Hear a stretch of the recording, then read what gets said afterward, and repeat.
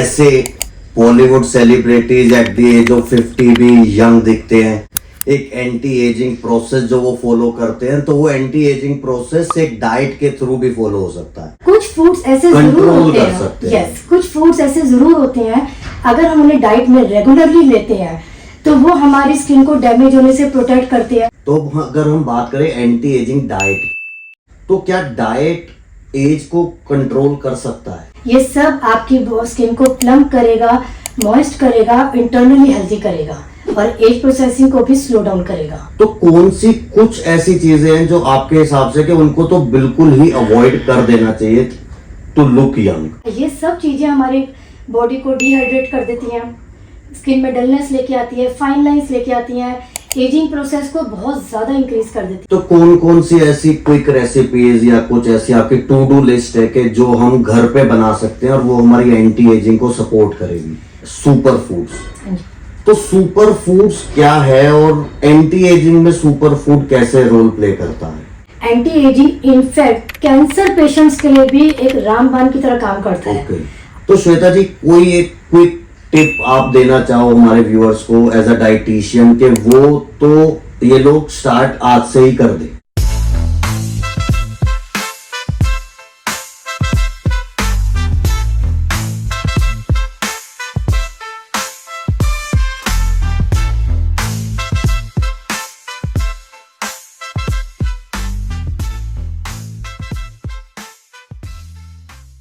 Welcome back guys to Abhishek POV podcast. और आज हम बात करेंगे कि कैसे Bollywood celebrities at the age of 50 भी यंग दिखते हैं।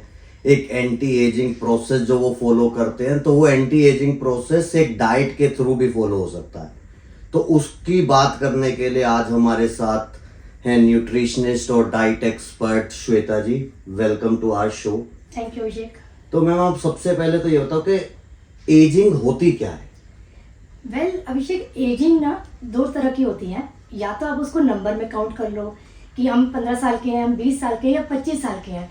और अगर आप दूसरी तरीके से देखो तो एजिंग होती है कि हमारे जो अंदर सेल है वो कितना हमारे को हेल्प कर रही है, हमारी इम्यूनिटी कितनी अच्छी है, हमारा मेटाबॉलिज्म कितना अच्छा है, हमारी स्किन पे उसका क्या असर पड़ रहा है। कि अगर वो फ्रेश है या वो रिंकल्ड है तो हमें पता चलता है कि हमारी एजिंग हो रही है या नहीं हो रही। कौन सी एज से आपको ऐसा लगता है कि इंडिविजुअल को अलर्ट हो जाना चाहिए कि हाँ, अब मुझे एंटी एजिंग कॉन्सेप्ट्स अपनी लाइफ में ले आने चाहिए? वैसे तो हमें अपनी डाइट का हमेशा ध्यान रखना चाहिए, लेकिन जो आप अलर्ट वर्ड यूज़ कर रहे हो तो डेफिनेटली आज के टाइम में हमें 30 ईयर के बाद अपनी डाइट का पूरा ध्यान रखना चाहिए। तो एंटी एजिंग प्रोसेस आफ्टर बिल्कुल start हो 30 जाता है। कॉन्शियस Yes, हो जाना चाहिए। बिल्कुल हो जाना चाहिए।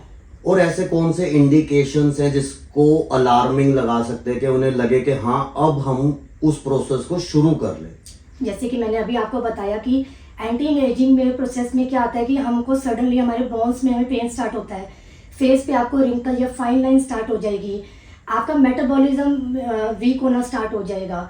तो ये सब में आप जब आप लगता है कि तब आपको या तो किसी डाइटिशियन की, किसी डॉक्टर की हेल्प की ज़रूरत पड़ती है, या आप अपनी डाइट में खुद ही काफ़ी चीज़ों की चेंजेस करके इसको इम्प्रूव कर सकते हो। बाकी मैं इसमें आपको ये ज़रूर बताऊंगी कि एजिंग एक नेचुरल प्रोसेस है। हम सब जानते हैं कि हम इसको रोक नहीं सकते, पर कुछ फूड्स ऐसे जरूर कंट्रोल होते कर हैं। सकते हैं। यस, कुछ फूड्स ऐसे जरूर होते हैं अगर हम उन्हें डाइट में रेगुलरली लेते हैं तो वो हमारी स्किन को डैमेज होने से प्रोटेक्ट करते हैं, इंटरनली हमारे सेल्स को हेल्दी रखते हैं, हमें यंग रखते हैं और फ्रेश फील करवाते हैं।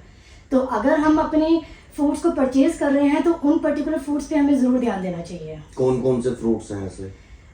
इसमें मैं ये ज़रूर बताऊंगी कि हम स्पेशली ये बोलते हैं कि सीजनल फ्रूट्स एंड वेजिटेबल्स पे ही हमें स्टिक रहना चाहिए। Okay. जो हमें मार्केट में इजीली अवेलेबल हो और हमारे पॉकेट फ्रेंडली भी हो।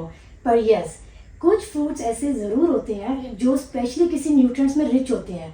जैसे कि अगर आप बात करो green tea, dark chocolate, berries, ये हाईएस्ट सोर्स होते हैं हमारे एंटीऑक्सीडेंट्स के। Okay. और ये हमारी स्किन को डैमेज होने से बचाते हैं।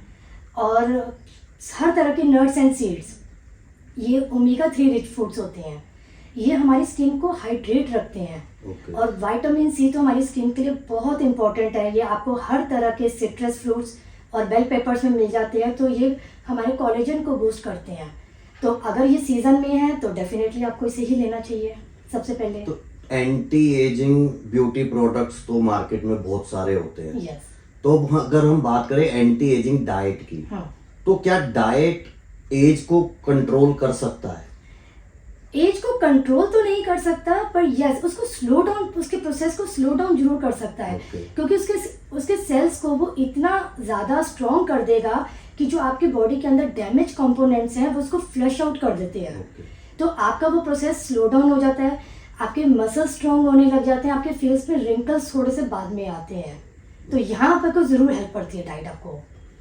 डाइटिंग के अंदर ना हम सबसे ज्यादा एक मिथ है या रियलिटी है कि शुगर इनटेक जो होता है वो बहुत ज्यादा हमारी बॉडी पे इम्पैक्ट डालता है। तो एंटी एजिंग के अंदर भी क्या शुगर इम्पैक्ट डालता है? बिल्कुल, मैं ये नहीं कहती कि हम शुगर इनटेक ना करें, बिल्कुल करना चाहिए। आज हम कोई भी अच्छा काम करते हैं, सबसे पहले हम क्या करते हैं, किसी का मुंह मीठा कराते हैं। ये हमारी नानी दादी के टाइम की चीज़ है, एक ट्रेडिशन है, हम उसको अवॉइड नहीं कर रहे। पर यस, अगर हम एक प्रोसेस में एंटी एजिंग की तरफ जा रहे हैं तो हम अपने शुगर के इंटेक को कम ज़रूर करना चाहिए, क्योंकि ये हमारी बॉडी में ग्लाइकेशन लेके आता है। ये एक ऐसा प्रोसेस है जो सीधा जाके ऐसे सेल्स हैं जो हमारे प्रोटीन से अटैच हो जाते हैं, जो हमारी बॉडी के अंदर है, कोलेजन एंड इलास्टिन। और ये हमारी बॉडी में अंदर से सेल्स को वीक करते हैं, रिंकल लेके आते हैं। तो हम इसको अवॉइड कर सकते हैं, शुगर का इंटेक कम कर सकते हैं। इनफैक्ट मैं तो ये कहूँगी कि आपको शुगर लेना है तो आप उसको नेचुरल फूड्स में स्वैप कर लो। तो शुगर को किस किस चीज से रिप्लेस किया जा सकता है? आप देसी खांड ले सकते हैं, हनी ले सकते हैं, जैगरी ले सकते हैं, स्टीविया प्लांट्स ले सकते हैं। ये सब आपकी स्किन को प्लम्प करेगा, मॉइस्ट करेगा, इंटरनली हेल्दी करेगा और एज प्रोसेसिंग को भी स्लो डाउन करेगा। तो शुगर को अगर हम इन इंग्रेडिएंट से चेंज करते हैं तो वो हमारी बॉडी के लिए ज्यादा बेनिफिशियल बिल्कुल होंगे। बिल्कुल। जैसे श्वेता जी, शुगर इनटेक की तो हमने बात कर ली, हाँ जी। तो ना वाटर इनटेक भी एक बहुत मेजर सुनने में आता है कि डाइट्स के अंदर या हमारी बॉडी हेल्दी रखने के लिए वाटर इनटेक भी हमें करना चाहिए। तो वो कितना करना चाहिए और कैसे करना चाहिए? देखिए, स्किन के लिए तो सबसे पहले मैं यही कहूँगी कि वाटर तो सबसे ज़्यादा इम्पॉर्टेंट है हमारे लिए। पर प्रॉब्लम क्या है कि लोग कहते हैं कि हमें पानी ही नहीं पीना क्योंकि हमें अच्छा नहीं लगता, या हम भूल जाते हैं। जबकि वाटर हमारी बॉडी में से सारे टॉक्सिन्स को फ्लश आउट करता है और अगेन हमारे सेल्स को हेल्दी रखता है और स्किन में ग्लो भी लेके आता है। तो यहाँ पर मैं सबसे यही कहूँगी कि उन्हें वाटर का इंटेक 2 से 3 लीटर या 15 से 20 गिलास तो ज़रूर लेना चाहिए पर डे। और अगर उन्हें अच्छा नहीं लग रहा है तो आप अपने ऐसे फ्रूट्स लो जो सबसे ज़्यादा इसमें वाटर का रिच हो, जैसे कि वाटरमेलन, कोकोनट, सिट्रस फ्रूट्स। आप ये सब ले लो, इससे आपका वाटर लेवल भी कंप्लीट हो जाएगा, आपकी बॉडी भी हाइड्रेट हो जाएगी और आप चेक करना, आपका स्किन में ग्लो ज़रूर आएगा। वाटर इनटेक की भी कोई लिमिट है? जैसे excess of everything is not good for health. बिल्कुल। तो हम इस चीज की तो बात करते हैं कि इतना पानी पीना चाहिए, हाँ जी। पर इससे ज्यादा भी नहीं पीना चाहिए। बिल्कुल, हमें एक दिन में 15 से 20 गिलास या 2 से 3 लीटर का पानी ही पीना चाहिए।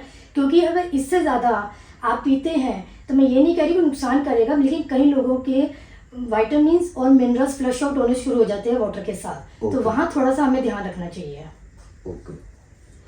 तो जैसे हम बात करें कि लोग ना ब्लैक कॉफी या फिर कॉफी की तरफ, चाय से ज्यादा कॉफी की तरफ मोल्ड हो रहे हैं। हाँ जी। तो क्या कॉफी एक एंटी एजिंग प्रोडक्ट है या फिर कॉफी अच्छी है या कॉफी बुरी है? अभिषेक, प्रॉब्लम पता क्या हो रहा है कि एक्चुअली हर कोई ना आज अपनी लाइफ में इतना बिजी है कि उसको अपना वो स्ट्रेस या अपने वर्क को बढ़ाने के लिए ना कॉफ़ी या टी का इंटेक करना पड़ रहा है, क्योंकि उसको लगता है कि शायद साइकोलॉजिकल ये प्रॉब्लम है कि उसकी वजह से वो एक्टिव रहता है। पर यस, कॉफ़ी एक ऐसी चीज़ है कि जो हमारे को डिहाइड्रेट करती है, हमारी स्किन में डलनेस और फाइन लाइन्स लाती है। बट अगर आप उसको मॉडरेशन में लेते हैं, लाइक 1 या 2 कप इन अ डे, तो वो हमारे लिए बेनिफिट है, क्योंकि कॉफ़ी अपने आप में ही एंटीऑक्सीडेंट रिच सोर्स है। और अगर हम कंपेयर करें कॉफी और चाय को तो देखो, यहाँ पर ना ये भी एक मिथ है, क्योंकि किसी को चाय पसंद है और किसी को कॉफ़ी पसंद है, दोनों ही ले सकते हो। लेकिन अगेन मैं वही कहूँगी, आप मॉडरेशन में लो और शुगर अपनी कम रखो उसके अंदर, तो वो आपको नुकसान नहीं कर रही है। ओके। डाइट के अंदर, एंटी एजिंग के अंदर सबसे ज्यादा important factor I think gut health का होता है। बिल्कुल। अगर किसी की गट हेल्थ ठीक है तो वो ओवरऑल हेल्दी हो जाता है। यस। तो गट हेल्थ को, एक अच्छी हेल्दी गट के लिए क्या प्रिकॉशंस और क्या प्रोसीजर लोगों को फॉलो करना चाहिए? देखिए, जो गट होती है ना, गट और एजिंग ये अपने आप में कोरिलेट होती है। ओके। अगर आपका गट अच्छा है, अब आपका गट अच्छा कैसे है? आपके सारे न्यूट्रिएंट्स अब्जॉर्ब हो रहे हैं, आपके सारे टॉक्सिन्स फ्लश आउट हो रहे हैं, आपकी स्किन ग्लो कर रही है, तो डैट मीन्स आपका गट अच्छा है। और अच्छे गट के लिए आपको अपनी डाइट में प्रोबायोटिक और प्रीबायोटिक फूड्स को इंक्लूड करना चाहिए, और ये डेफिनेटली आपके एजिंग सेल्स को स्लो डाउन करता है। तो प्रोबायोटिक फूड्स कौन कौन से होते हैं? प्रोबायोटिक फूड्स आप ये ले सकते हैं, अपना बटर मिल्क होता है, कर्ड होता है, आप ये सब चीज़ों को ले सकते हैं। और प्रीबायोटिक की अगर बात करेंगे तो अनियन एंड गार्लिक। तो ये सारे चीजें जो है वो एंटी एजिंग में हेल्प करेंगी। यस। ओके। तो श्वेता जी, एक ना हमारे, अगर हम रिलीजियस उसमें भी जाएं तो जैनिज्म के अंदर ना एक होता है कि दिन छुपने के बाद खाना नहीं खाते, और फिर वो सुबह तक खाना नहीं खाते, तो वो एक इंटरमिटेंट फास्टिंग अपने सदियों से चलती आ रही है। बिल्कुल। बट अब जागरूकता बढ़ गई है, लोग ज़्यादा उसके बारे में पढ़ने लगे हैं, तो एक इंटरमिटेंट फास्टिंग एक ट्रेंड है।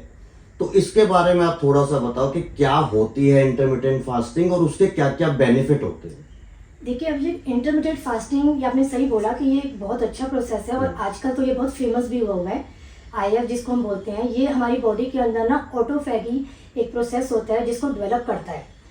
ये क्या करता है कि ये हमारे जो सेल्स होते हैं, ये उसको इतना स्ट्रॉन्ग कर देता है कि जितने भी हमारे डैमेज कंपोनेंट्स होते हैं, ये उसको फ्लश आउट करता है, और जो डैमेज ऑलरेडी हो चुके होते हैं सेल, उन्हें ये ठीक करता है, और हमारी स्किन में आपको एक ग्लो दिखने लग जाता है। और ये इसमें ना बहुत तरह के होते हैं IF, जिसमें अलग अलग विंडोज होती हैं। ये पर्सन टू पर्सन डिपेंड करता है, जैसे कि कोई 16 आवर्स टू 8 आवर का लेता है, कोई 5 to 2 भी ले लेता है, कोई 14 to 10 लेता है। ये टोटली आपके ऊपर डिपेंड करता है कि आपका टाइमिंग क्या है उठने का, सोने का, आपके वर्किंग आवर्स क्या हैं, और आप कितना कन्वीनियंट हैं इसको करने के लिए। लेकिन मैं यहाँ पर ज़रूर बताना चाहूँगी कि जब भी आप इंटरमिटेंट फास्टिंग करें तो प्लीज़ किसी न किसी की गाइडेंस के अंदर ही करें। लोग इसे क्या करते हैं, खुद करने लग जाते हैं। द प्रॉब्लम इज़ कि जब आप फास्टिंग विंडो में होते हैं तो आप कुछ नहीं खा रहे एक लंबे टाइम के लिए, और आपकी बॉडी में से काफ़ी हद तक विटामिन्स और मिनरल्स फ्लश आउट हो रहे होते हैं। तो हम लोग उस चीज़ का पूरा ध्यान रखते हैं कि जब आप अपनी डाइट ले रहे होते हैं तो हम उसको एक बैलेंस्ड मील की तरह इसलिए बनाते हैं कि हर तरह का न्यूट्रिएंट आपके फूड में जा सके, ताकि जब आप फास्टिंग में हो तो आपको कोई दिक्कत ना हो, और आप बैलेंस्ड मील के अंदर हो, और आपकी बॉडी में किसी न्यूट्रिएंट की कमी ना हो। क्योंकि अगेन, अगर कोई न्यूट्रिएंट की कमी होगी तो आपकी सेल्स वीक होएगी और आपकी एजिंग प्रोसेस फास्ट हो जाएगा। वो उसको एक्सीलरेट करेगा आपके एजिंग प्रोसेस को। फिर एजिंग के अंदर जैसे हमारे पास डिफरेंट कैटेगरी ऑफ फूड्स होते हैं, और शुगर हो गया, बहुत सारी चीजें हैं, तो कौन सी कुछ ऐसी चीजें हैं जो आपके हिसाब से कि उनको तो बिल्कुल ही अवॉइड कर देना चाहिए टू लुक यंग? देखिए, सबसे पहले तो ऑब्वियसली प्रोसेस्ड फूड्स, चिप्स, भुजिया, ट्रांस फैटी, जो हम लोग बाहर से हम कहते हैं समोसे बहुत अच्छे लग रहे हैं, पर कभी हमने सोचा कि वो उसी तेल में डेली बेस पे तली जा रहे हैं, तो वो कितना हमें नुकसान कर रहे हैं। टेस्ट तो आ गया, पर हमारी बॉडी को, हमारी स्किन को कितना नुकसान कर रही हैं वो चीज़ें। आजकल अल्कोहल का कंजम्पशन कितना इंक्रीज हो गया है, एडिटेड ड्रिंक्स का कंजम्पशन कितना इंक्रीज हो गया है। ये सब चीज़ें हमारी बॉडी को डिहाइड्रेट कर देती हैं, स्किन में डलनेस लेके आती है, फाइन लाइंस लेके आती हैं, एजिंग प्रोसेस को बहुत ज़्यादा इंक्रीज कर देती है। मैं ये नहीं कह रही हूँ कि मत लो, बिल्कुल लो, वंस इन द वाइल लो, क्योंकि again we are very blessed with Indian culture. घर का खाना अपने साथ कैरी करो, और खाने का मन है तो ज़रूर खाओ, पर अच्छी जगह पे से खाओ, अच्छी जगह पे इन्वेस्ट करो। अपनी बॉडी के लिए हम इतना तो कर ही सकते हैं। तो कौन कौन सी ऐसी क्विक रेसिपीज या कुछ ऐसी आपकी टू डू लिस्ट है कि जो हम घर पे बना सकते हैं और वो हमारी एंटी एजिंग को सपोर्ट करेगी? देखिए, सबसे पहले तो आजकल मॉर्निंग में उठते ही, जैसे कि अब हमारे पास लॉट्स ऑफ ग्रीन वेजिटेबल्स हैं, आप ये ग्रीन स्मूदीज बना सकते हैं। कुकम्बर एक सबसे ज़्यादा रीजनेबल चीज़ है और सबसे हाईएस्ट वाटर कंटेंट फूड है, तो आप उसका जूस बना सकते हैं। ग्रीन में आप जैसे स्पिनेच की, जो भी आपके पास अवेलेबल हो उसका बनाएं, स्मूदीज बना सकते हैं।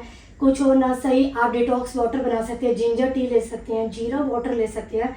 आपका मॉर्निंग की जो स्टार्टिंग है, अगर इससे स्टार्ट होती है तो जितना भी रात से आपके जो बॉडी में टॉक्सिन्स इंक्रीज हुए हैं वो फ्लश आउट होते हैं, और ये आपकी स्किन को डेवलप करेंगे।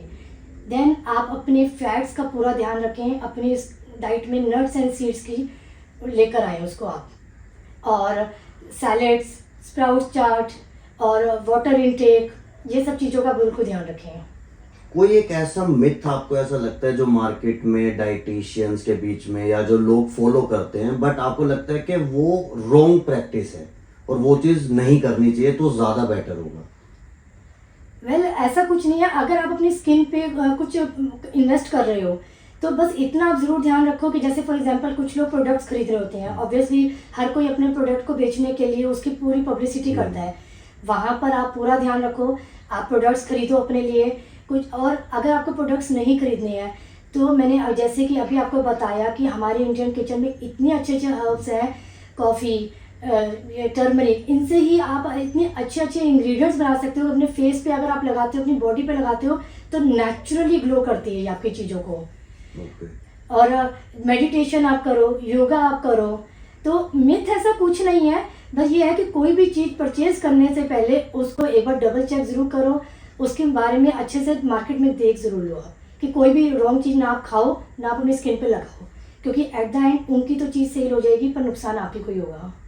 एंटी एजिंग जो लोग प्रोसेस फॉलो कर रहे हैं उनके लिए बेस्ट डाइट प्लान क्या हो सकता है आपके हिसाब से? बैलेंस डाइट, कोई भी पर्टिकुलर डाइट नहीं होती है कि हम कहें कि intermediate fasting, Mediterranean diet, blood diet. देखो डाइट्स बहुत तरह की होती है, मार्केट में बहुत तरह की डाइट्स है।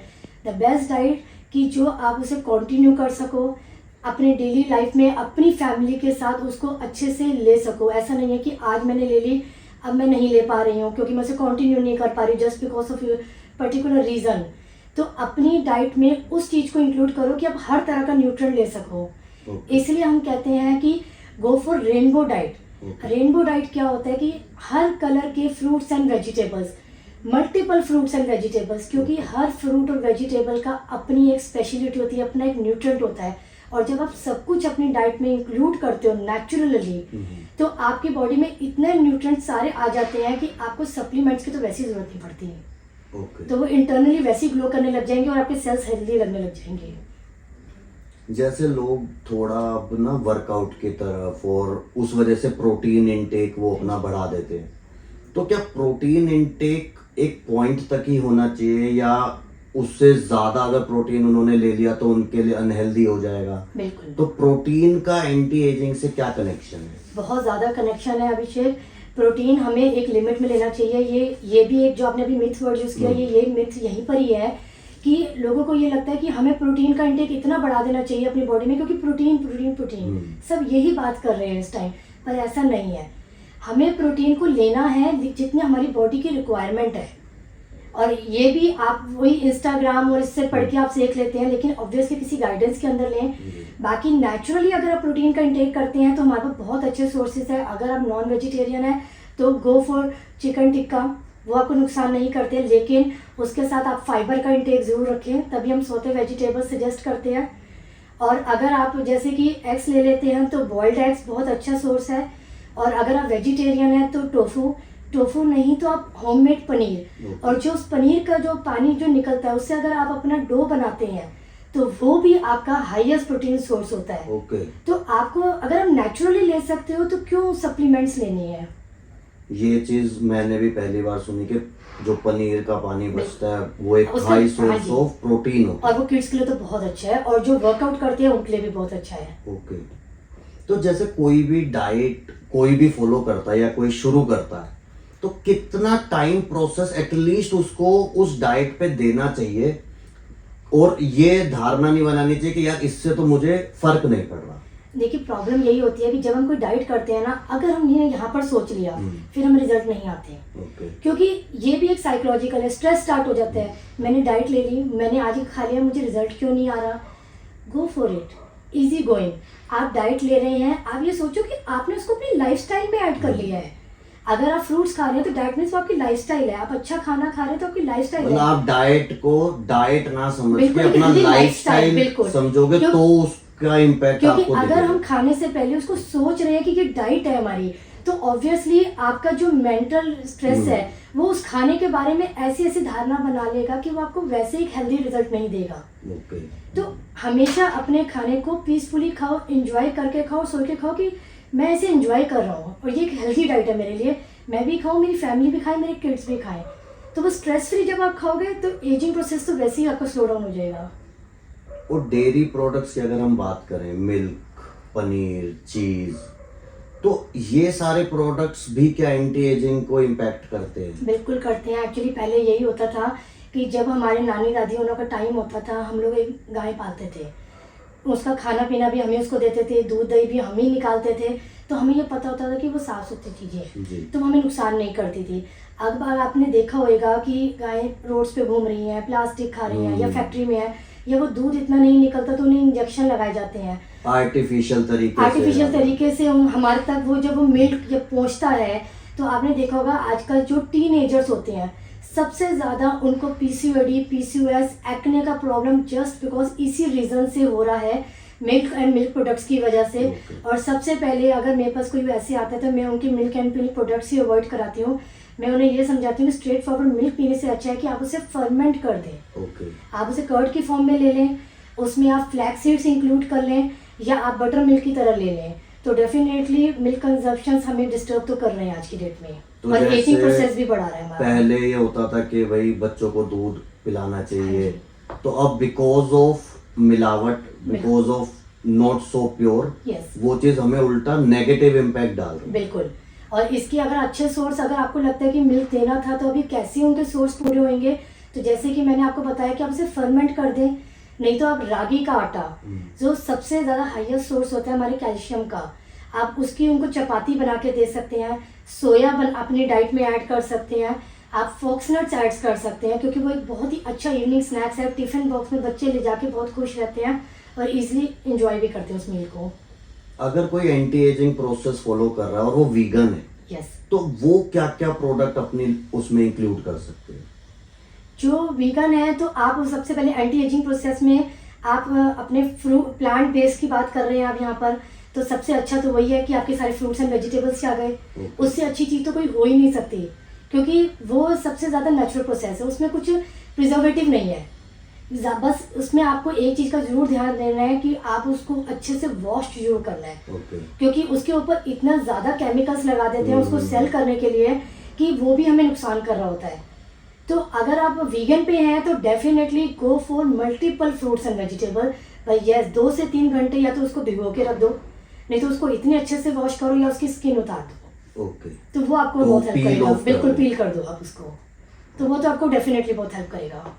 और अगर आप दालें ले रहे हैं तो आप उसको 3 घंटे के लिए उसको सोक करें, और जब आप उसको बॉईल कर रहे हैं तो आपने देखा होगा उसके ऊपर एक लेयरिंग आ जाती है, वो लेयरिंग आपको डेफिनेटली बिल्कुल, तो वो पॉलिश हुई होती है, तो वो हमारे यूरिक एसिड को बढ़ाता है, स्किन में डलनेस लेके आता है, रिंकल्स लेके आता है और एजिंग प्रोसेस को एक्सेलरेट करता है, तो वो भी आपको जरूर रिमूव करनी चाहिए।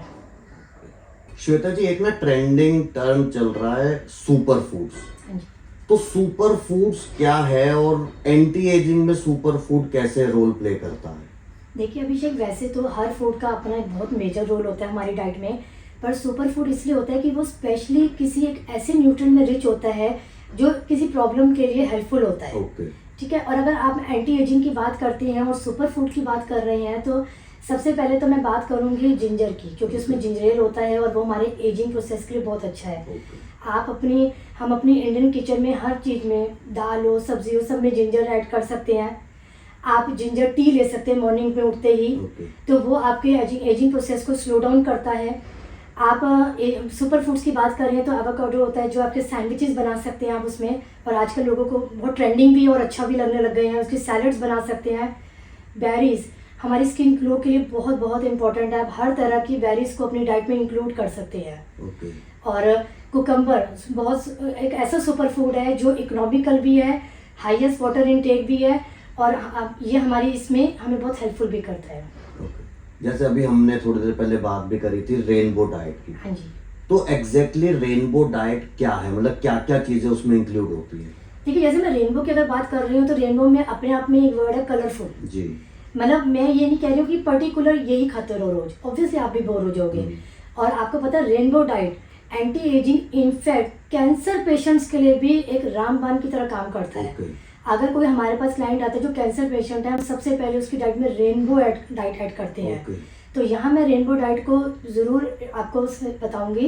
रेनबो डाइट का मतलब है कि हर कलर के फ्रूट्स एंड वेजिटेबल, और स्पेशली सीजनल, जैसे कि अगर अभी चेंजिंग क्लाइमेट है तो आपके पास जो अवेलेबल है, स्ट्रॉबेरीज अवेलेबल है रेड कलर, ग्रेप्स अवेलेबल है ग्रीन कलर, स्पिनिच अवेलेबल है ग्रीन कलर, बनानास तो आपको 12 महीने मिलते हैं, तो हर कलर की अपनी एक स्पेसिफिक स्पेशलिटी होती है।